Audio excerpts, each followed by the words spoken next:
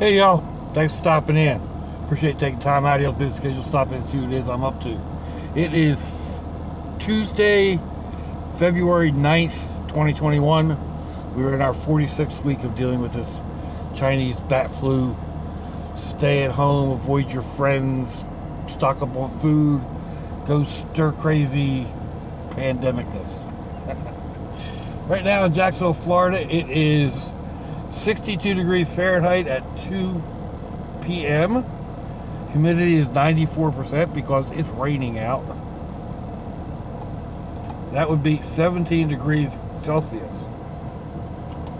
So, hang on just a minute. I've had a couple of questions about how I'm doing this video and my mount.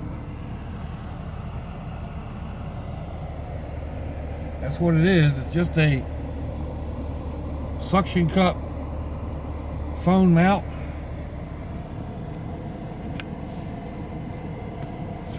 Make sure I put this up there the right way.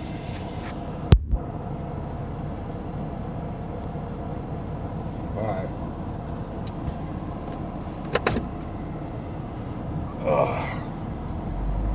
So I've got these same type mounts. I get them off of Amazon.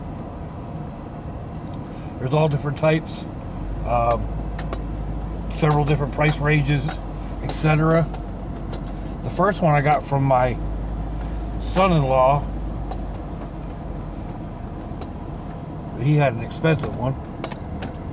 I've got two here in the brat buggy at the moment, and I have three, I believe, in Sherry, because I use one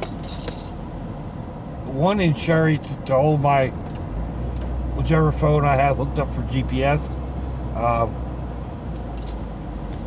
because the speedometer in Sherry is inaccurate by like 17 miles an hour or something.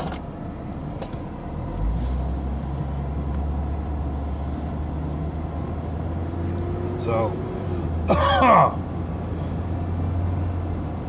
I've actually got them stuck onto the dashboard,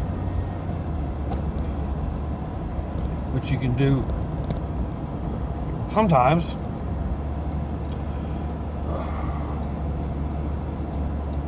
I generally like to stick the suction cup on and let it sit for at least a day before I use it with the phone, because I have had them come crashing down. But in this instance, I take it off when I'm done with the video, because I can't put my window down with the phone holder on it. So yeah, I did a short video yesterday with my son helping me putty up and paint above the windshield on Sherry. The main reason he had come over was because I had a leak in the roof of the house, the mobile home, and he came over with a bunch of different Flex Seal products that he uses quite a bit at work. He's a painting contractor. So he painted he used a couple different things up on the roof. He used the paste. We actually didn't see where any leak was coming from, so he just took a guess and covered a huge part of the roof. Well, about a 4 foot by 4 foot square, 5 foot by 4 foot square, something like that, a triangle, rectangle, fairly good sized area. He used some of the paste like he was using on Sherry, and then he used a more liquid type, and he used about a quart and spread it over the roof. So And then last night, it's been raining all night. Some heavy rains, and it was still dry all through the night. So hopefully that got it taken care of. I mean, it could have been just the angle that the rain was coming in the night that it did leak, and it didn't come in that angle last night. There's always that possibility. But for now, I'm going with the positive that it didn't leak, because that's a good thing. So, what is it with traffic here today? Oh, right, now I'm going to get stuck once I get across. Oh, man. So, I think I may have mentioned this in the past. My son and my one son-in-law were partners in a painting company for quite a while.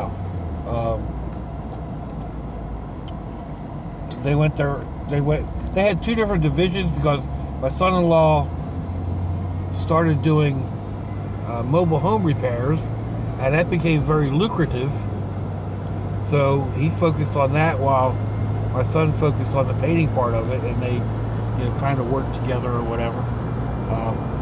There came a time when they felt it was best to operate on their own, and it's worked out that way too. But they've had some really amazing customers. My son-in-law had or still has a customer who pays for him to go to like Daytona and down to Miami to paint his condos. They paid the two boys to go out to Atlanta to paint his new office building. He paid for them to go out to Idaho to paint his cabin, like 6,000 square feet or something like that. Huge place. They've actually been out there. Well, the two guys went out there twice. They painted the inside and the outside. And the second time that they were out there, both families went, all the kids and the wives and whatever. And then just recently, my daughter and son-in-law and all the G-brats, all the little guys, he flew them all out there just before Christmas. And they got to run around Idaho in the snow and whatever. My son's got a couple of customers that are on that same order, but they're more local. And he got a call yesterday from one of these people who he's painted, I don't remember, 4 or 5 houses for them, like big gated community type multi-million dollar homes, several $100,000 at any rate. But like he painted their house, and then he painted a second house, then he painted her mother's house, and then he painted a maid's house. But anyway, they just call him up and say, look, we need this house painted by such and such a time, and he tells them, okay, I can do that, and that's it. He doesn't give them a bid. They don't ask how much. He goes out, he does the job, and they totally don't care. Of course, he doesn't overcharge them. He doesn't take advantage of the situation, but it's just that type of clientele. Like I said, he's got a couple of those types. They're just calling and say, look, I've got a party on New Year's, and I need the downstairs painted. They'll call him in like October or November. he'll schedule to go out there and paint the place and get it taken care of. And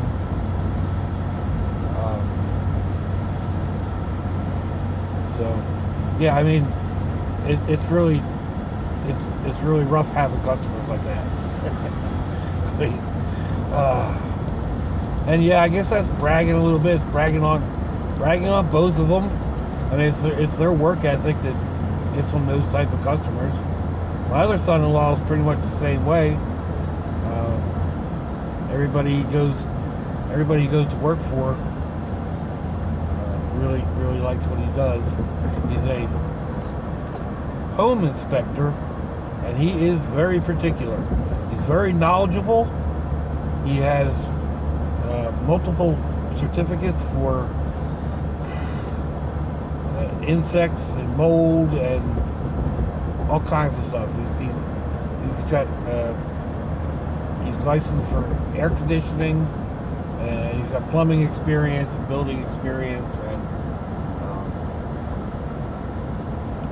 so he is very meticulous, and the people like that. Well, the buyers like that. The sellers, maybe not so much, because he can be very particular. He can also be a bit of a pain in the neck because he is so particular about things. But it's just that's part of it. Of course, him and my daughter are both OCD, so I think that helps with his business, being that particular about things.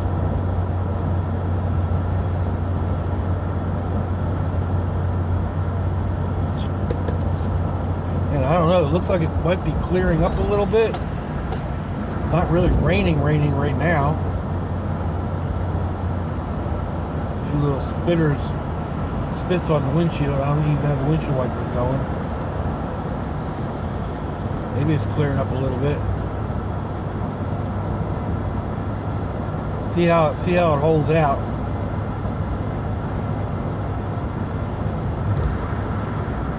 I need to go out and see about door dashing. I haven't got to do that in a while. Now, I mean, I really need to check it out because I went yesterday. I think it was yesterday. Yeah, yesterday. And got gas, and oh my God, it was almost $12 more a tank to fill it up, and I was going from just over a quarter of a tank. So gas is like 40. Let's see, 89, 99, $1.09, $1.19, $1.29. $1.39, $1.49. It was 60 cents more at the station I was at, and almost 70 cents more at most of the other stations around. And some even a little bit higher. That's a gallon. So yeah, I know we're nowhere near like, y'all over in England or whatever, up in Canada, $1 something a liter, and it comes out to 5 something a gallon. We're nowhere near that. I can see it getting back to that point though, the way things are going at the moment. I mean, it's raised, like I said, 50, 60 cents in, I don't know, less than a month, maybe a little over a month.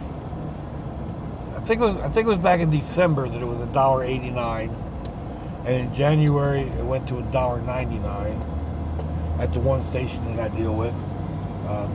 It's always lower than most of the others.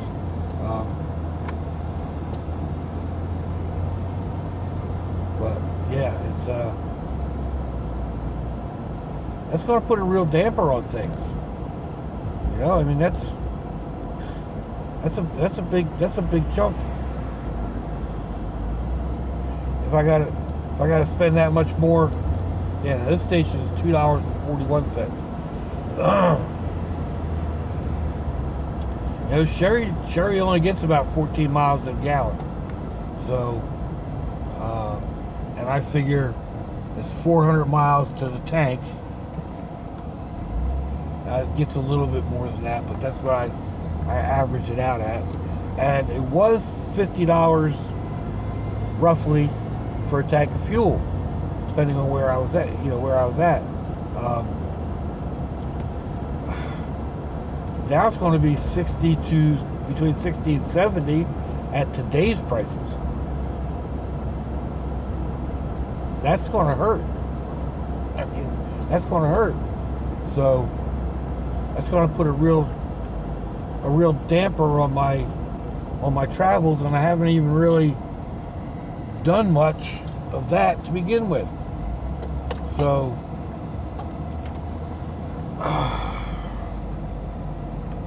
and it's going to have an impact on if I actually keep doing the door dashing, because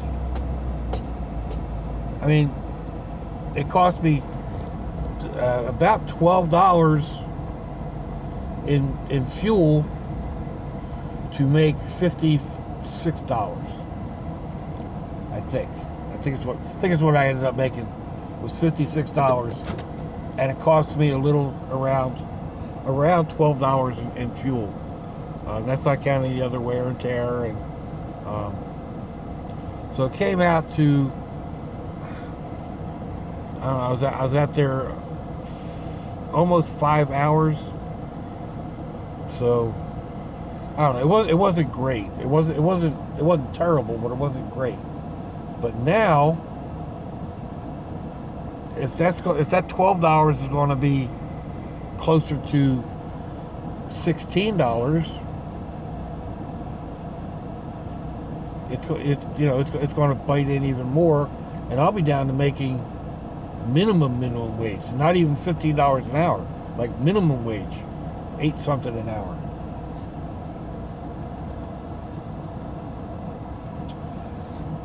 And that's not worth the wear and tear on my vehicle.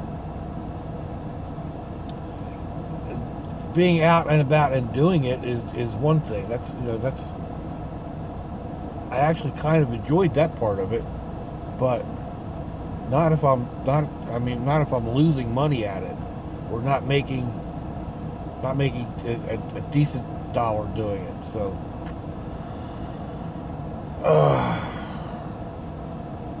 I may have to see. Like I said, every night I've decided I thought I'm going to go out, then the weather gets bad or whatever. It's either cold or it's raining, and I'm not dealing with that for the little bit of money that you get paid. I'm not getting soaking wet and then climbing back into the vehicle. So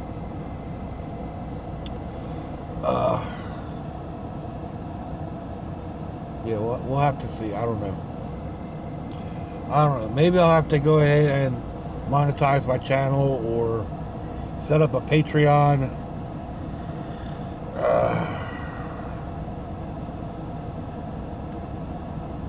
I don't know. Patreon is kind of an odd thing. I guess you're supposed to pay for special content. I publish everything almost as soon as I create it. I don't do a whole lot of editing. I shoot, and then first chance I get, I upload. So I don't know that Patreon would make much sense for me. Or I would have to change the way I do things.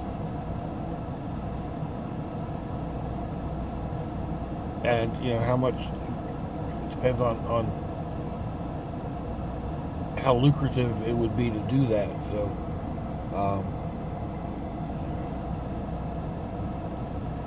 and I'm really not into this for the money. I would much rather, I don't know, maybe start creating things and selling them again, or something to that effect.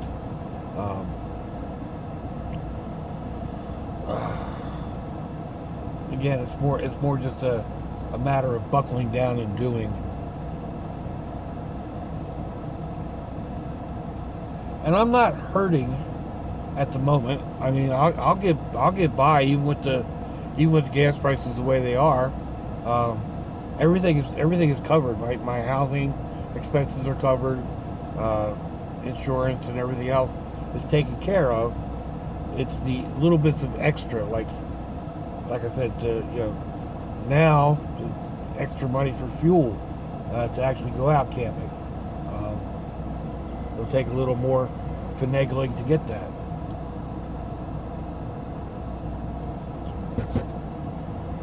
Maybe buckling down and actually selling some of the stuff that I had sitting around the house that I've picked up here and there and said, oh, I'm going to sell that. And then with the whole COVID thing going on, marketplace and whatever has been really slow. So I'd stop posting on it. I guess I could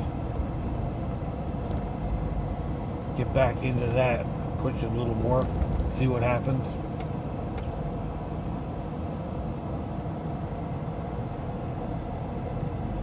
But alright, what's going on here?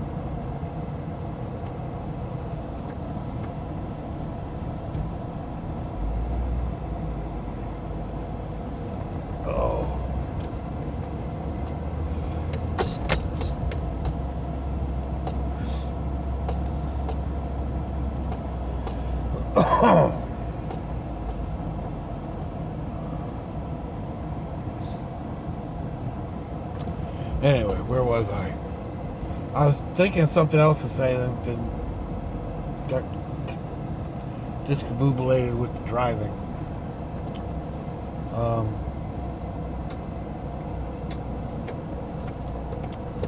Shoot, I don't remember. Oh well. Let me know what you think, folks. Give me a thumbs down or a thumbs up. Leave me a comment wherever you all leave comments on your internet access device of choice. If you'd like to share me around your social media, that'd be fantabulous. Go check me out on Facebook or Instagram. There'll be links in this description box or at least one of the other videos. I get lazy on that too. You also find links to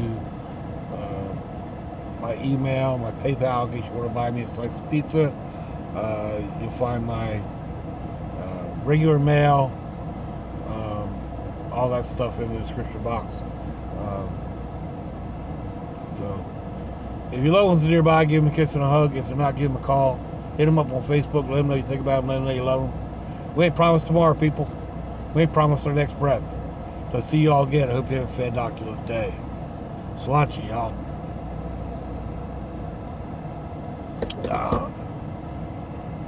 Bye-bye.